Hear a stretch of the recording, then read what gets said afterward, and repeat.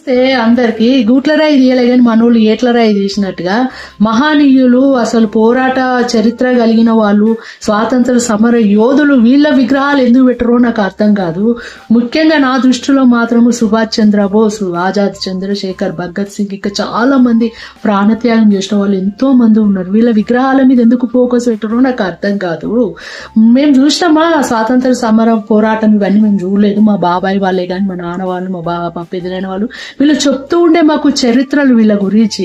సుభాష్ చంద్రబోస్ అయితే నాకైతే వింటుంటే రోమాలు నిక్కుతాయి. ఆయన వింటేనైతే ఆయన ఆంగ్లేయులో ఆర్మీలో ఉండి మన ఇండియాలో వద్దు, మనం ఇలా శాంతిగా ముందుకు సాగితే మనకు స్వాతంత్రం రాదు, ఒక్కొక్కరు పోరాటము అసలు ఎదురు తిరిగి నిలబడాలి, మనము రక్తం చిందించైనా సరే మన పిల్లల భవిష్యత్తు కోసం అని చెప్పేసి అని ఒక్కొక్కరి మాటలతో ఒక తూటా లెక్క, ఒక బుల్లెట్ లెక్క తయారు చేసిండట సుభాష్ చంద్రబోస్.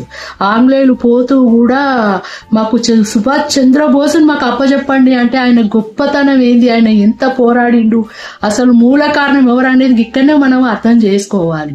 అంతేగాని సుభాష్ చంద్రబోసే కానీ వీళ్ళందరూ ముసల్తనానికి మేము నిగ్రహంగా ఉంటామా లేదా, ఆడపిల్లలు బట్టలు ఇప్పుకొని వచ్చి మా పక్కల వండుకోండి అని చెప్పి నా పాపతిగాలు కాదు వీళ్ళు.